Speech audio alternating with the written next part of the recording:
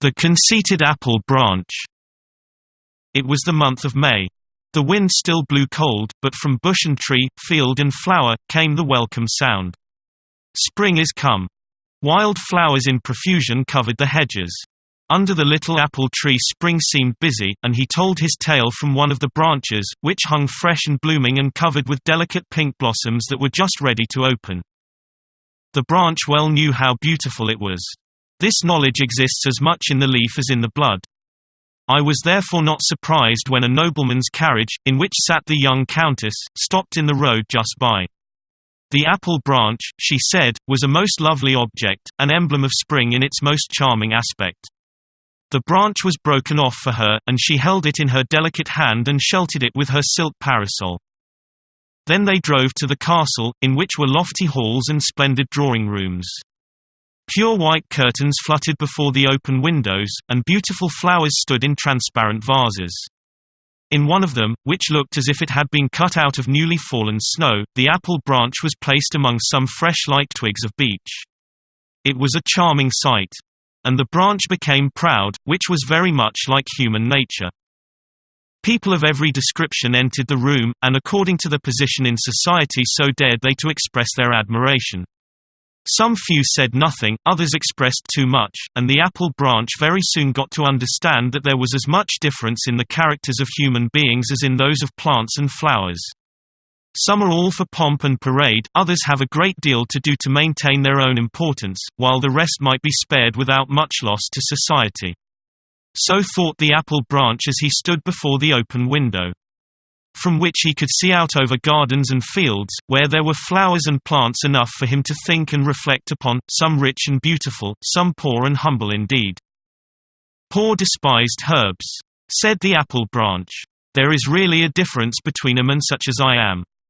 How unhappy they must be if they can feel as those in my position do.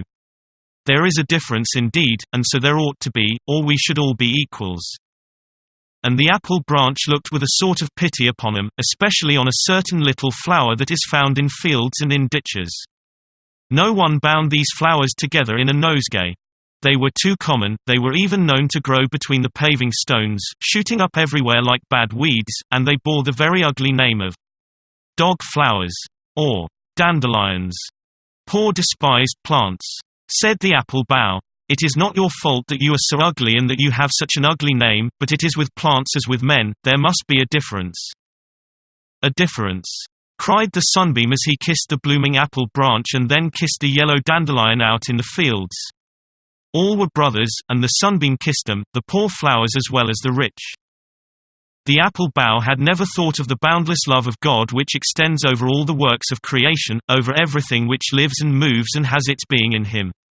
He had never thought of the good and beautiful which are so often hidden, but can never remain forgotten by him, not only among the lower creation, but also among men. The sunbeam, the ray of light, knew better. "You do not see very far nor very clearly," he said to the apple branch.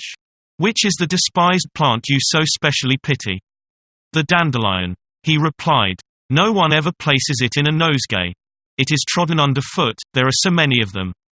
And when they run to seed they have flowers like wool, which fly away in little pieces over the roads and cling to the dresses of the people. They are only weeds, but of course there must be weeds. Oh, I am really very thankful that I was not made like one of these flowers."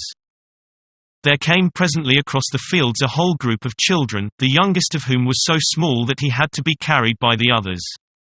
And when he was seated on the grass, among the yellow flowers, he laughed aloud with joy, kicked out his little legs, rolled about, plucked the yellow flowers and kissed them in childlike innocence. The elder children broke off the flowers with long stems, bent the stalks one round the other to form links, and made first a chain for the neck, then one to go across the shoulders and hang down to the waist, and at last a wreath to wear about the head. So that they looked quite splendid in their garlands of green stems and golden flowers. But the eldest among them gathered carefully the faded flowers, on the stem of which were grouped together the seeds, in the form of a white, feathery coronal. These loose, airy wool flowers are very beautiful, and look like fine, snowy feathers or down. The children held them to their mouths and tried to blow away the whole coronal with one puff of the breath. They had been told by their grandmothers that whoever did so would be sure to have new clothes before the end of the year. The despised flower was by this raised to the position of a prophet, or foreteller of events.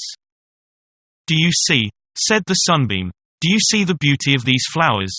Do you see the powers of giving pleasure?" "Yes, to children," said the apple bough. By and by an old woman came into the field and, with a blunt knife without a handle, began to dig round the roots of some of the dandelion plants and pull them up. With some she intended to make tea for herself, but the rest she was going to sell to the chemist and obtain money. "But beauty is of higher value than all this," said the apple tree branch. "Only the chosen ones can be admitted into the realms of the beautiful. There is a difference between plants, just as there is a difference between men."